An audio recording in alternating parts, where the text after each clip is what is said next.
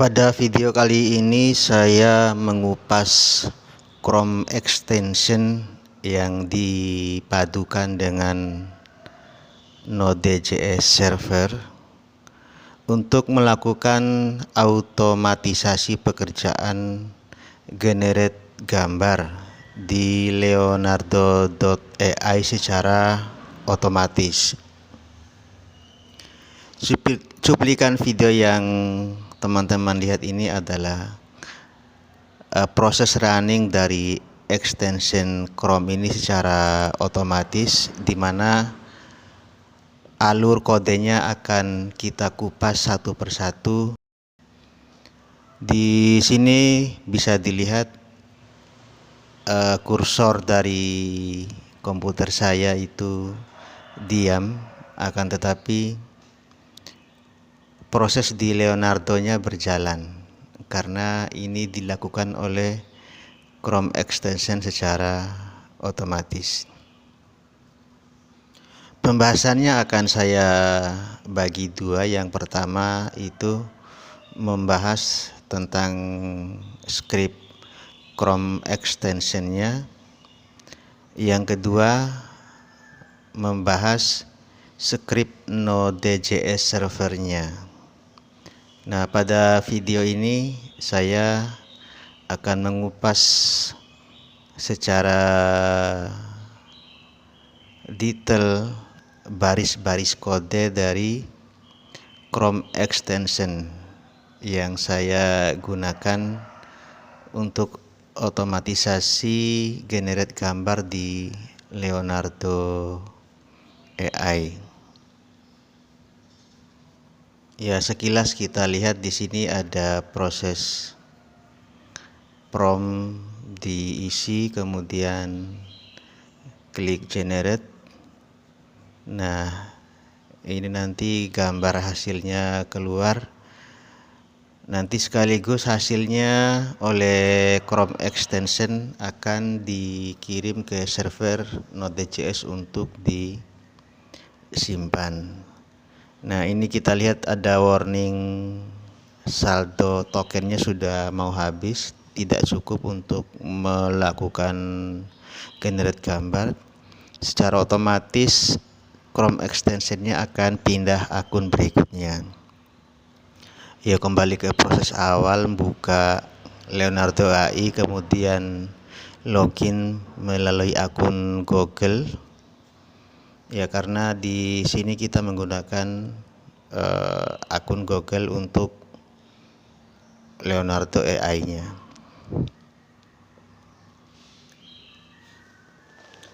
Ya, ini ada warning-warning yang harus diklik agar menutup.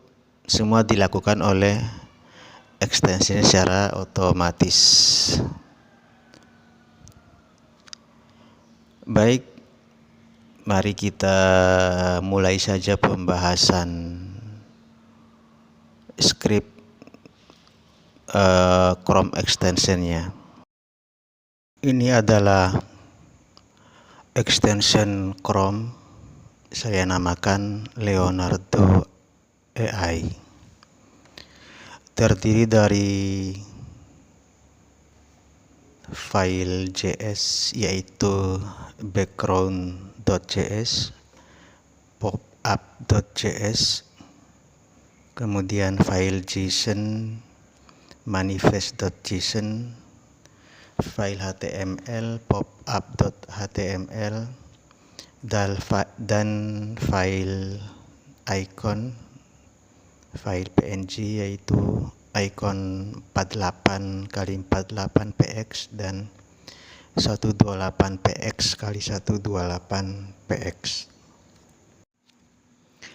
Oke, kita lihat file manifest.json-nya. Menggunakan versi 3, namanya auto generate image Leonardo AI versi 1.0, menggunakan beberapa permission yaitu tabs, scripting, browsing data, aktif tab. Keempat permission ini diperlukan untuk fungsi-fungsi automatisasi generate image di Leonardo AI. Tabs-nya itu fungsi yang bekerja dengan tabs. Scripting ini perlu untuk injection script, browsing data. Ini kaitannya dengan fungsi untuk menghapus cache. Kemudian aktif tab diperlukan pada saat bekerja di tab yang sedang aktif. Untuk background service worker-nya adalah background.js. Di sini saya scriptnya full di background.js, jadi tidak menggunakan content.js. Kemudian actionnya default pop-up-nya adalah popup.html. Default ikonnya adalah ikon 48 sama 128 PNG. Untuk host permissionnya saya terapkan ke semua URL.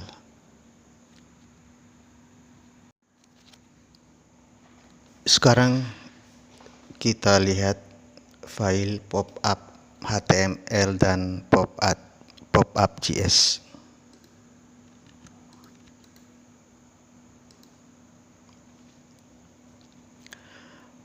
Untuk file popup.html adalah standar saja, detail. Kemudian yang terpenting adalah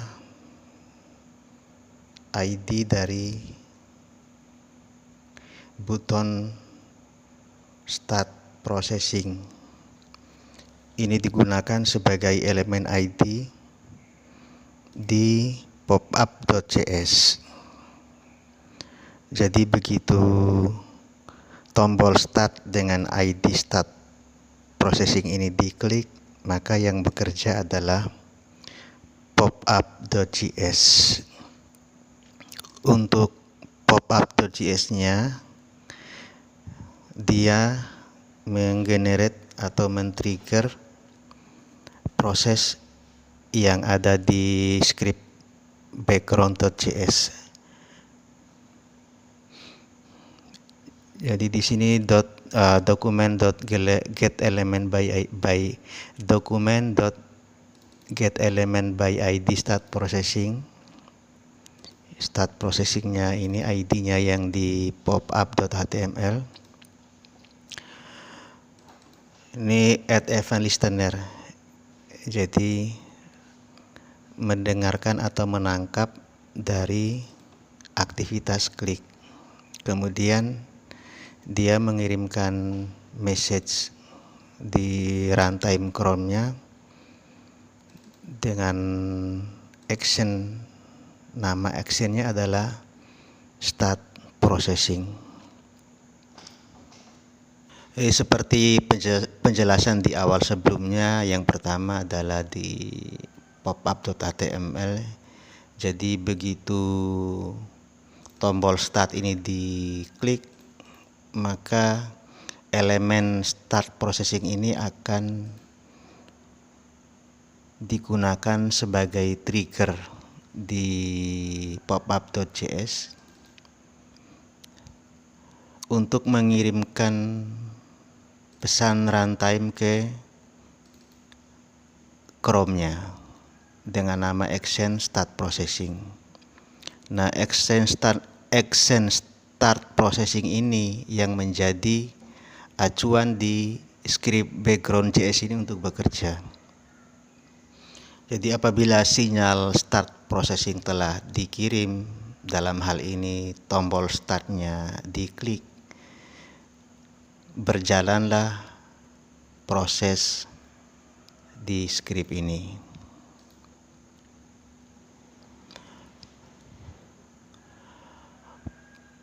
Proses-proses dari script ini bisa dilihat dari dalam fungsi utama dari background.js ini. Yang pertama ada proses untuk mendapatkan data, email, dan password. Sudah saya sampaikan di awal bahwa extension ini dipadukan dengan Node.js server.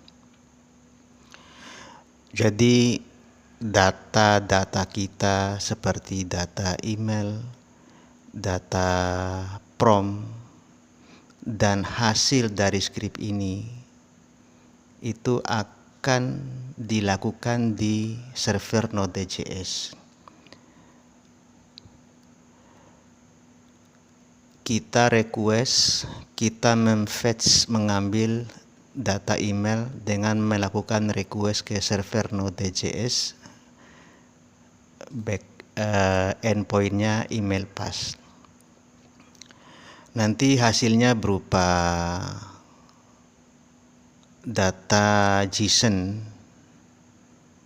yang berisi email dan password yang akan kita gunakan untuk login ke Leonardo AI-nya.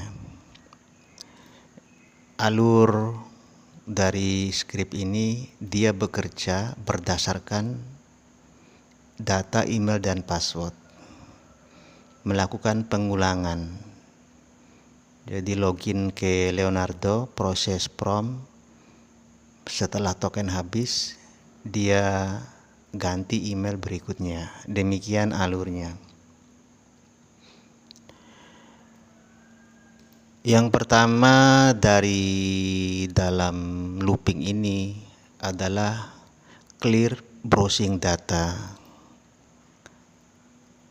Clear browsing data ini kalau di Chrome itu semacam delete browsing data. Jadi di sini akan menghapus cache, cookies, download, pokoknya membersihkan data-data browsing yang disimpan di Chrome-nya. Tujuannya buat apa? Tujuannya agar setiap kali proses otomatisasi ini itu tidak bertabrakan dengan data sebelumnya. Setelah membrowsing data, baru kemudian open app Leonardo. Fungsi ini kita lihat alurnya. Nah, di sini ada proses create tab baru dengan URL ini. Nah, ini URL-nya ini. Jadi open app Leonardo ini itu membawa kita ke browser, URL-nya ini ke halaman login. Di sini cuman melakukan proses klik login with Google. Untuk klik login with Google ini saya injek scriptnya. Jadi di sini ada fungsi untuk injek scriptnya ke fungsi klik login with Gmail. Nah, ini fungsi login with Gmail-nya, klik login with Gmail-nya. Dia cuma ngeklik tombol Google ini saja. Yang dimana kita mendapatkan elemennya. Coba kita inspect elemen, klik kanan, inspect. Nah, di sini ada namanya kelas, ya, cakra buton apa ini bla bla bla. Ini kelas ini yang kita gunakan. Akan tetapi kelas ini ada 3, yaitu Apple, Google, Microsoft. Sedangkan yang kita butuhkan untuk Google-nya. Apa yang membedakan? Yaitu teksnya.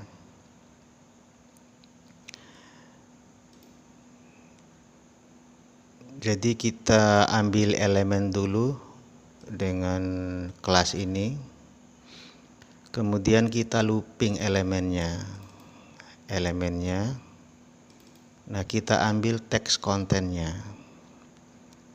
Apabila teks kontennya itu sama dengan Google, maka elemen tersebut diklik. Setelah ketemu teks Google, teks kontennya Google, elemen diklik, break.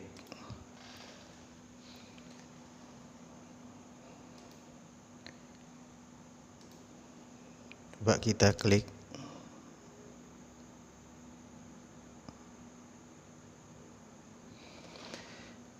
Ini langsung masuk ke halaman dashboard Leonardo. Kita ulangi aja dulu karena simulasinya tidak seperti itu. Kita hapus dulu delete browsing data. Nah, ini delete browsing data, kita menghapus dulu data-data login sebelumnya dan lain-lain. Nah, yang saya maksud dengan clear browsing data itu fungsinya sama dengan delete browsing data yang barusan saya jalankan. Kita coba ulangi, klik Google. Nah, ini kita diarahkan ke form login Google-nya. Di sini kita masukkan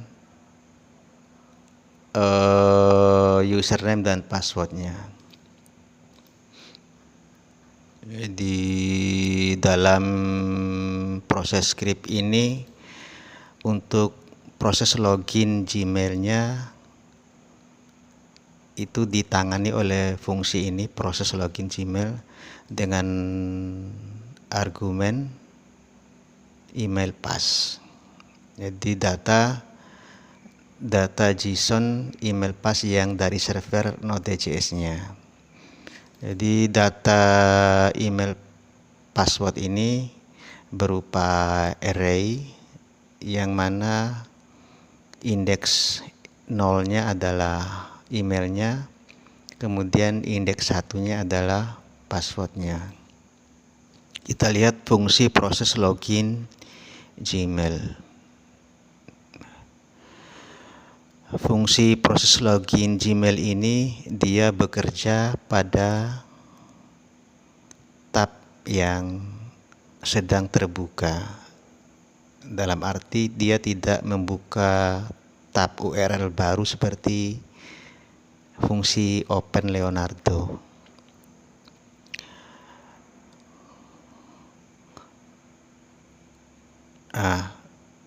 Di sini ada inject script yang namanya fungsi isi email password.gmail dengan passing argumennya adalah email pass. Email pass dipassing ke fungsi isi email password Gmail. Kita lihat isi atau alur dari fungsi isi email password Gmail. Di sini ada konstanta wait, ini untuk delay, menunggu. Ini ada async function fill form. Jadi fill form ini nanti untuk melakukan pengisian email dan passwordnya. Yang pertama, kita nunggu dulu 3 detik, tujuannya agar menunggu ini halaman ini terbuka. Email input itu kita mendapatkan dulu elemen dari ini text area atau input. Ini input. Ini input. Jadi nama elemennya adalah input type sama dengan email. Kita inspect. Nah, ini input type email. Ini jika ditemukan input email input ini nilainya kita isi dengan email pas index 0, yaitu alamat emailnya. Kemudian ini untuk mengirim event untuk mengirim nilai ini ke Chrome-nya. Jadi fungsinya seperti ini, input email input dot dispatch event new event input bubbles true. Kalau tanpa ini benar setelah input value-nya masuk emailnya, tetapi tidak terekam di dalam browser Chrome-nya. Jadi perlu fungsi ini dispatch event. Setelah memasukkan emailnya, tunggu 3 detik, baru kemudian kita klik,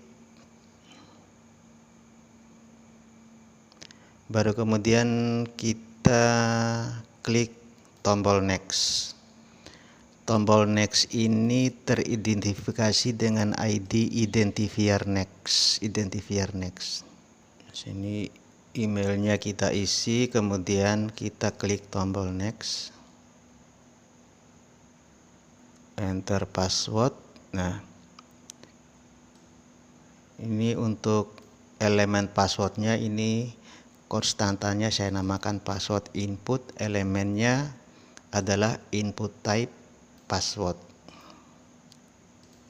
Ini tempat kita mengisi password, itu elemennya adalah input type password. Kemudian kita isi nilainya dengan email pas indeks 1. Ya, indeks 0-nya adalah emailnya, indeks 1-nya adalah passwordnya. Kemudian kita kirim dispatch event, baru kemudian kita klik tombol next-nya. Di sini tombol next-nya memiliki ID password next, bisa kita lihat.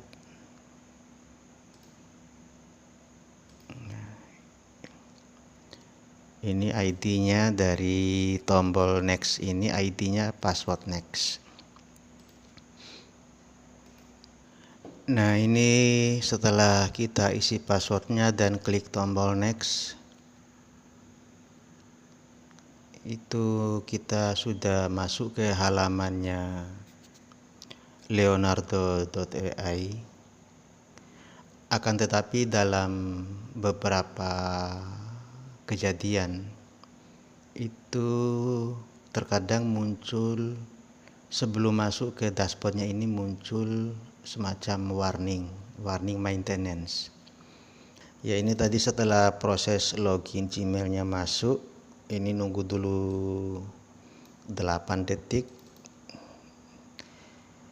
baru kemudian ada fungsi close warning. Ini dia dilakukan di sini. Jadi ada di sini, karena warningnya tadi tidak keluar, saya tidak menjelaskan secara inspect elemennya. Cuman di sini memang ada proses untuk mengclose, menekan tombol OK yang muncul di warningnya, kemudian menekan tombol let's go. Ada 2 warning yang muncul,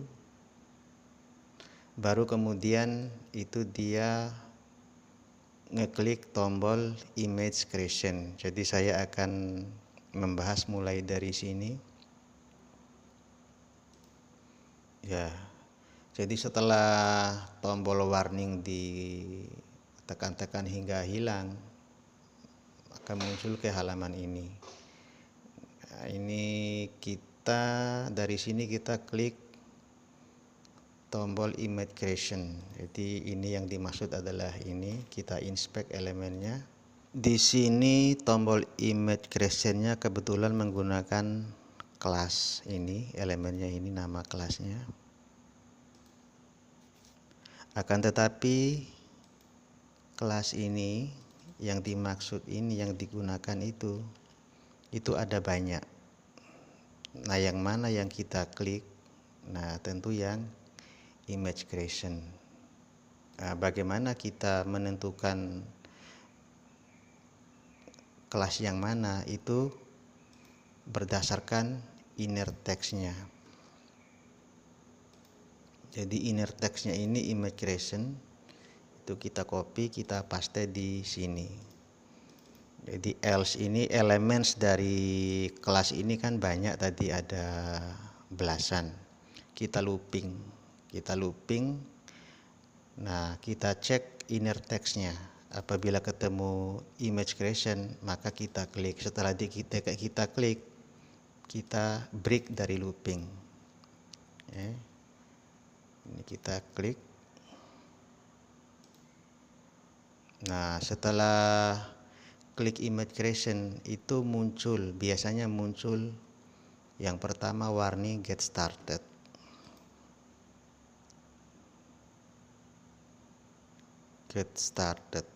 Nah, di sini saya inspect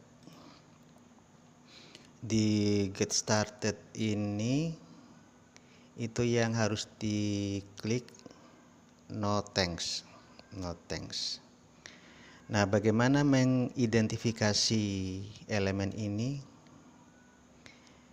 Di sini saya menggunakan jadi body. Jadi semua elemen yang ada di halaman tersebut saya gunakan untuk mendapatkan inner text yang mengandung kata ini. Would you like a quick tour of image creation? Yang saya maksud adalah ini. Ini kita inspect. Nah, ini teks ini.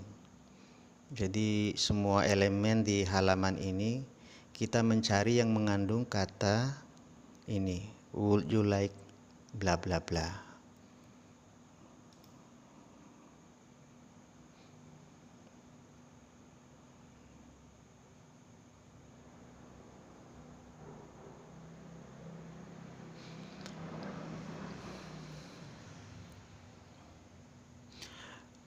Kemudian kita ambil tombolnya. Tombolnya itu ada banyak. Jadi buttons ini kita ambil global. Jadi query selector all ini mengambil semua menyeleksi semua query yang menggunakan elemen button. Kemudian kita looping, kita identifikasi dengan inner text-nya no thanks. Jadi yang saya maksud ini no thanks. Nah, apabila inner text-nya ketemu no thanks, maka di klik dan break. Jadi yang di awal ini if ini untuk mengecek dulu apakah ada tampilan warning ini, pemberitahuan ini. Apabila ada, maka tombol no thanks-nya diklik. Oke. Kita klik no thanks. Muncul lagi pemberitahuan yang kedua. Sama, kita cek. Di sini diidentifikasi dengan teks ini. You can view this tour at anytime bla bla bla. Di sini kita klik finish. Jadi apabila muncul, jadi apabila ada muncul teks ini, berarti kan muncul pemberitahuan warning tadi. Maka apabila muncul, maka kita klik ini tombol yang inner text-nya finish. Nah, ini yang kita klik. Nah, ini inner text-nya finish. Ini kita klik. Oke, setelah diklik baru kita bisa bekerja memasukkan prompt-nya.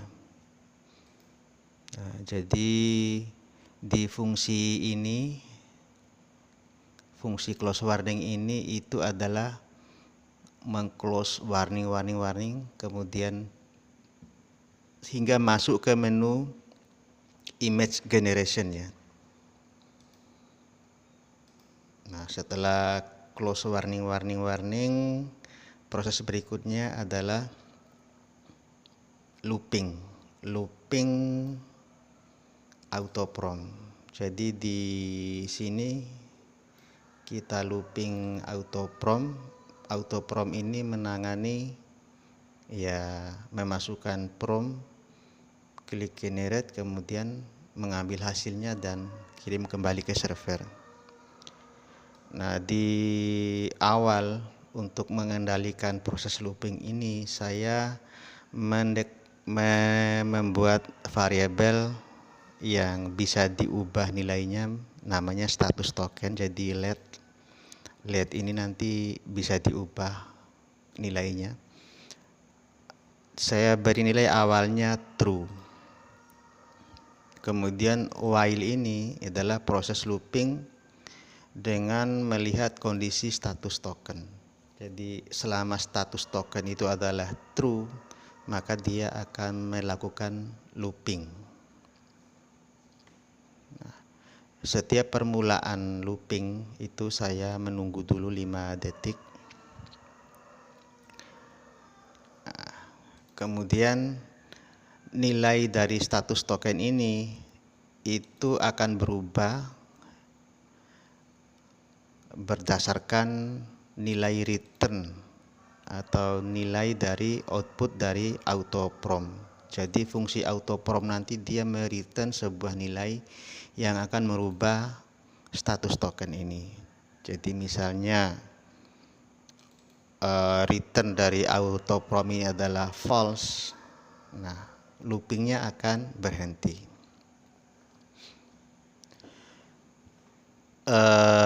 Akan saya jelaskan mengapa kondisi ini dibikin seperti demikian. Jadi di auto prompt nanti kan kita akan mengisi promptnya satu persatu sampai token itu habis.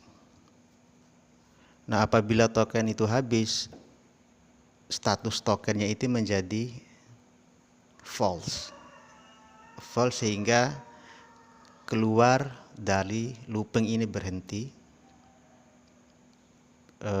melanjutkan proses berikutnya. Proses berikutnya apa? Itu adalah menutup last tab. Menutup last tab ini adalah menutup tab terakhir yang ada di browser. Dalam arti tab terakhir itu adalah tab yang digunakan oleh Leonardo AI tadi untuk bekerja otomatisasi kita. Kalau sudah close last tab, kembali lagi ke looping awal. Jadi misalnya tadi prosesnya email yang pertama, maka ini email yang kedua. Nah, disinilah tujuan dari clear browsing data, atau kalau di Chrome itu delete browsing history atau apa namanya. Nah, pada saat kita membuka Leonardo terus proses login, kita kembali ke form awal. Kalau ini kita tidak browsing, kalau data browsnya kita tidak clearkan, kita tidak hapus, maka begitu membuka Leonardo akan langsung diarahkan ke akun yang sebelumnya. Nah, agar bisa ganti akun, ya kita harus menghapus dulu data-data browsingnya. Nah, kembali ke proses auto prompt. Ya, nanti diingat auto prompt ini memiliki nilai return, yaitu mengubah status token tadi. Kita lihat fungsi auto prompt-nya. Nah, ini auto prompt-nya itu dia masih bekerja di halaman yang sekarang yang terbuka, jadi tidak membuka halaman baru.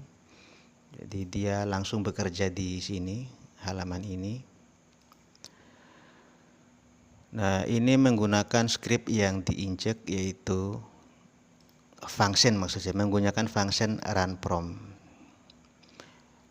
Bisa saja fungsi scriptnya itu diinjek langsung ke dalam ini blok script execute script ini, cuman akan lebih mudah, lebih rapi, lebih luwes kalau dibuat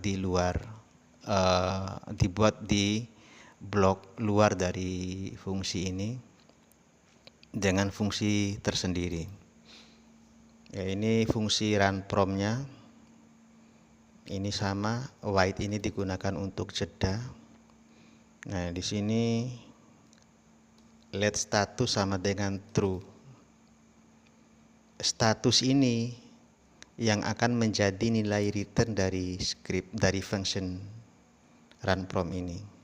Nah, status ini nilainya hanya 2, true dan false.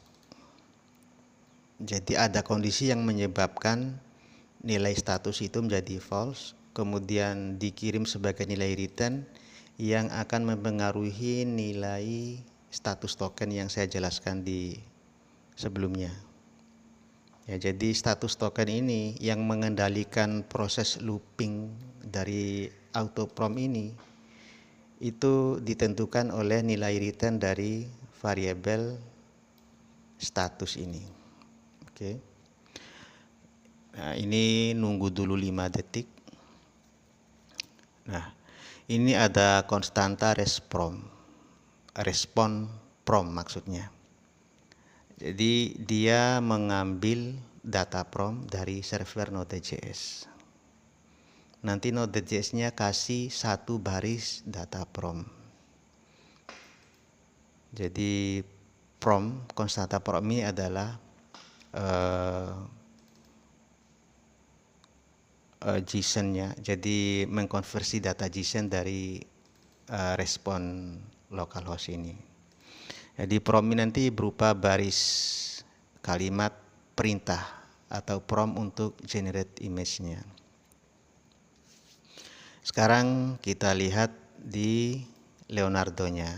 Nah, yang dimaksud prompt ini di kolom ini. Nah, ini elemennya kita lihat. Nah, ini namanya text area. Kemudian ID-nya prompt input.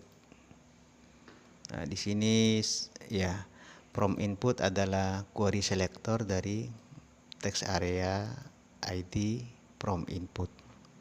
Bila true. Nah, ini saya simulasikan di klik dulu. Oke, ini ada proses klik. Walaupun tidak diklik nggak apa-apa.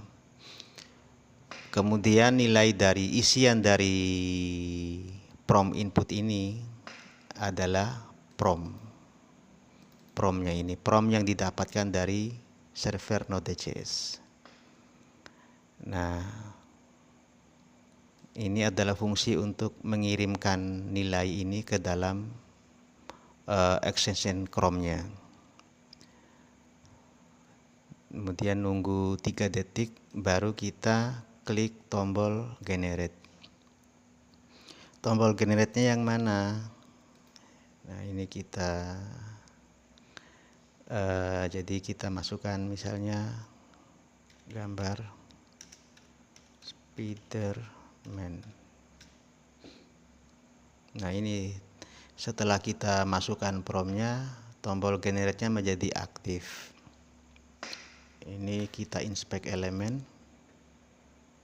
Nah, tombol generate-nya ini menggunakan kelas ini Cakratext bla bla bla. Oh, di sini saya menggunakan ada namanya button. Nah, ini button dengan area label generate. Oh ya, jadi saya menggunakan elemen button area label generate. Jadi ini sudah mengidentifikasi dari elemen tombol generate ini. Kemudian button generate titik klik diklik.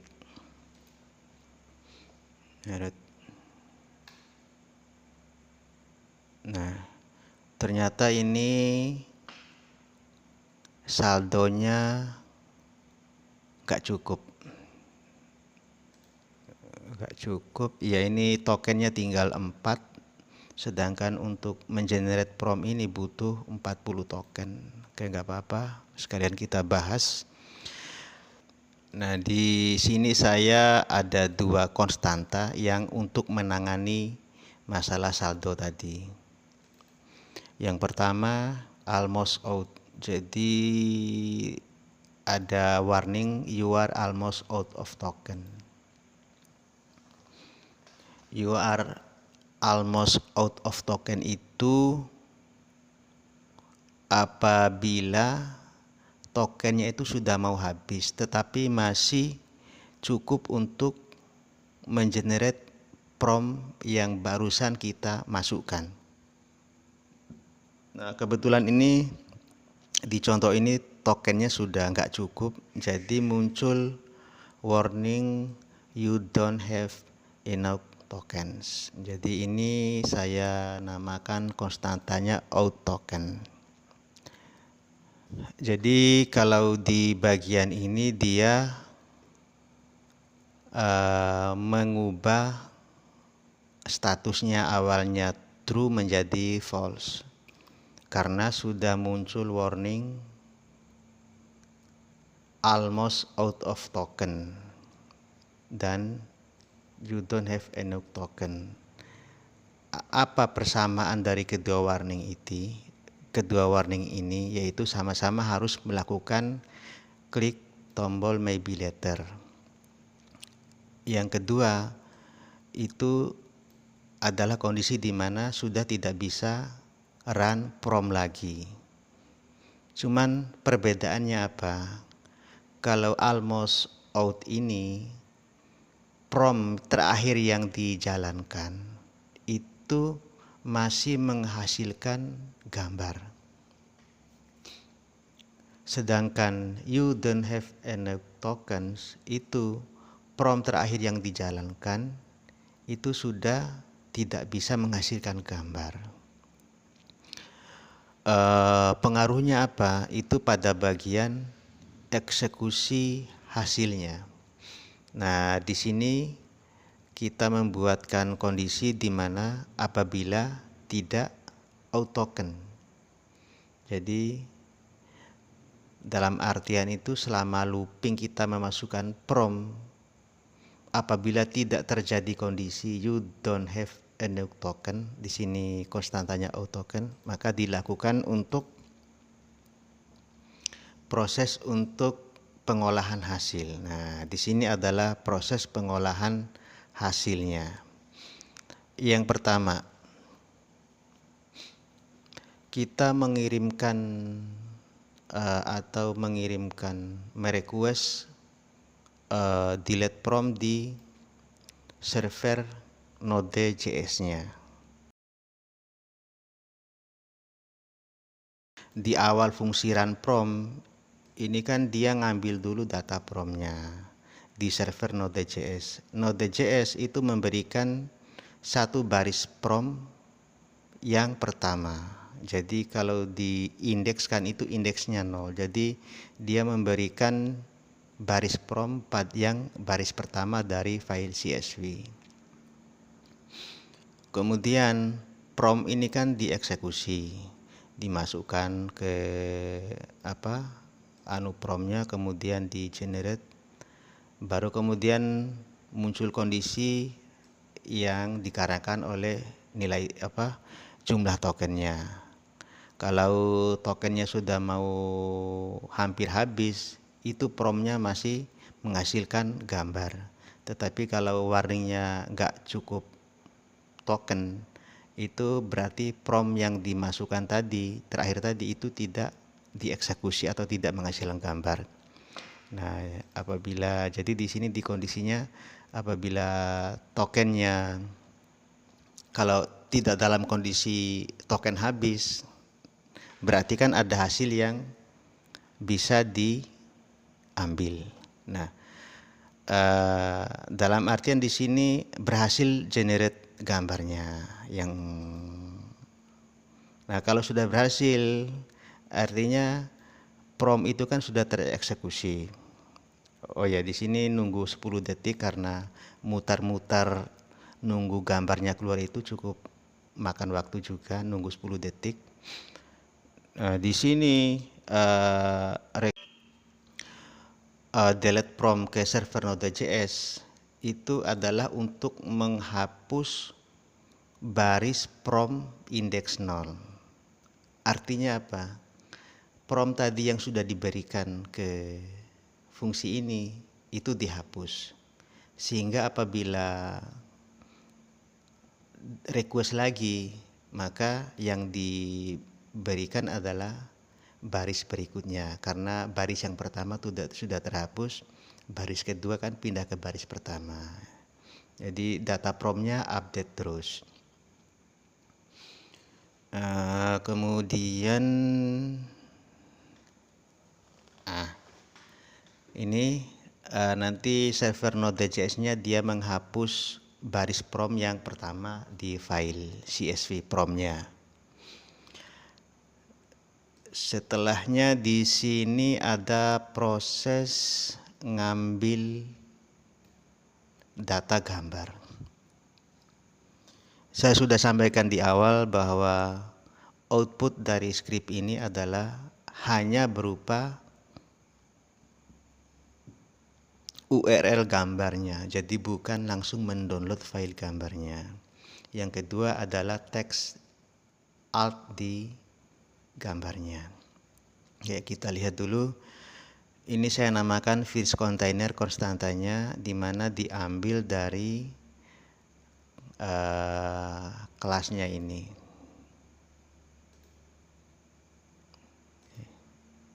Nah, di contoh ini kan kebetulan tokennya sudah habis. Katakanlah ini tokennya masih ada, terus hasilnya ini. Nah, hasilnya ini yang kita ambil. Kita ambil ini. Ini ada namanya, ini kelas CSS TF1MY4X ini.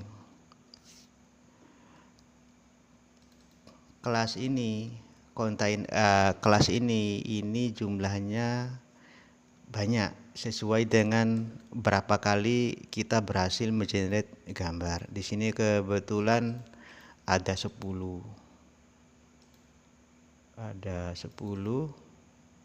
Nah, yang kita ambil adalah yang paling atas. Yang paling atas ini adalah prompt terakhir yang berhasil kita generate gambarnya. Maka untuk mengambil yang pertama yaitu kita menggunakan query selector. Tapi kalau kita mengambil semuanya ke 10 elemen tadi, maka kita menggunakan query selector all. Tapi karena kita ngambil yang pertama aja, jadi query selector otomatis dia memberikan elemen yang ini aja, yang pertama ini. Oke. Nah, di dalam elemen ini itu ada informasi tentang gambar ini. Nah, hasil dari prompt itu adalah 4 gambar. Jadi keempat-empatnya ini kita ambilkan informasinya. Kita inspect. Di sini ada kelas cakra aspek ratio bla bla bla untuk masing-masing 4 gambar ini. Kita lihat salah satunya.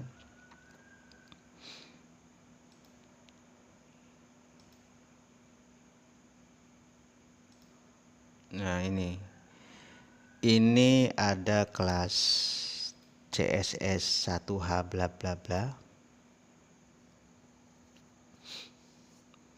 yang mengandung informasi dari alt dan src atau URL dari gambar ini. Jadi keempat gambar ini memiliki informasi seperti ini. Yang kita mau ambil adalah ini, alt text-nya ini sama URL-nya yang ini. Nah, di sini masing-masing gambar ini memiliki 2 informasi alt dan URL. Yang pertama, untuk alt text-nya itu sama. Keempat gambar ini sama semua. Sedangkan URL-nya ini masing-masing gambar ini itu ada 2, yaitu yang berakhiran dengan W sama dengan 512 sama yang tidak ada W sama dengan 512. Bedanya apa? Kita lihat. Ini kita copy, coba kita akses. Nah, yang diakhiri dengan W sama dengan 512 itu gambarnya ukurannya kecil. Yang kita butuhkan yang ukurannya full, yang ini.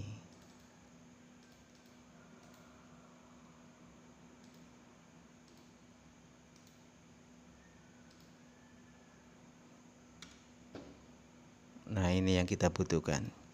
Jadi dari dua informasi yang ada di masing-masing gambar ini, kita ambil yang terakhir. Caranya bagaimana? Nah, ini saya namakan konstantanya valid image. Nah, ini fungsinya untuk menjadikan array filter. Jadi di elemen first container tadi itu saya mengambil semua elemen yang menggunakan IMG. Nah, otomatis query selector all itu berisi URL gambar yang ada di masing-masing file ini, masing-masing gambar ini. Nah, karena di masing-masing gambar itu memiliki 2 URL. Nah, di IMG itu kan dia punya semacam, ya, dia punya sub fungsi atau properti yaitu src dan alt. Di src-nya itu URL, alt-nya itu teksnya, judulnya. Nah, di sini kita filter. Jadi filter ke variabel image, di filter apabila src-nya itu tidak mengandung kata ini W sama dengan 512. Nah ini kan ada W sama dengan 512 tadi yang saya terangkan. Kita ambil yang tidak ada, yaitu ini. Jadi di valid image itu terdiri dari src image sama alt image. Nah ini saya menjadikan sebuah JSON. Jadi isi dari valid image itu saya mapping menjadi formatnya JSON, di mana untuk altnya itu adalah image.alt,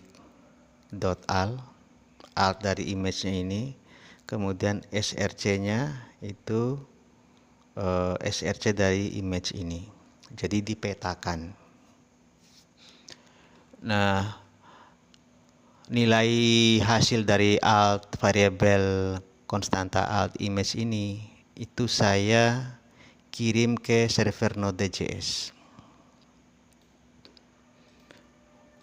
Nah ini untuk kirim ke server Node.js-nya itu dengan endpoint-nya save JSON. Jadi nanti di script server Node.js-nya ada fungsi save JSON yang menerima ini kiriman data yang berisi alt dan image, data alt dan src dari image hasil generate from Leonardo AI. Nah setelah terkirim, nanti server Node.js-nya akan menerima dan menyimpan data kiriman ini di server localhost. Oke, nah ini setelah semua alur proses ini dilakukan, maka mengembalikan atau memberikan nilai keluaran status ini. Jadi apabila statusnya true, dalam artian itu tidak muncul warning token sudah mau habis atau token nggak cukup, itu masih looping dalam artian run prompt selanjutnya di akun yang sama. Tapi apabila sudah muncul ini token mau habis atau token nggak cukup, maka statusnya menjadi false. False ini akan merubah pengendali looping ini status token. Nah apabila status ini token ini sama dengan false, loopingnya berhenti, keluar dari looping, lanjut ke blok selanjutnya, yaitu ini close last tab.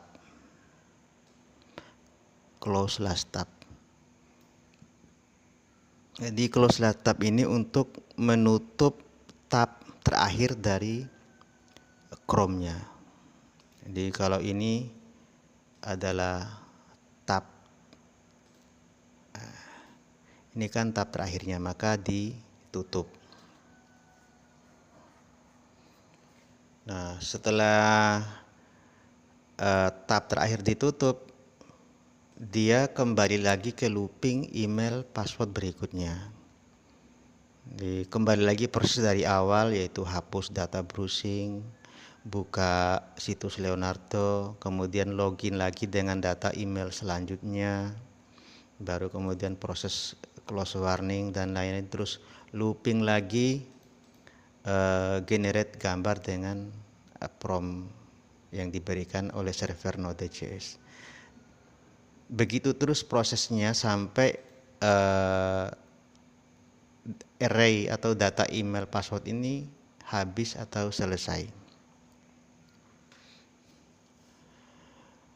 Ya, demikian proses dari extension otomatisasi generate image di Leonardo AI ini.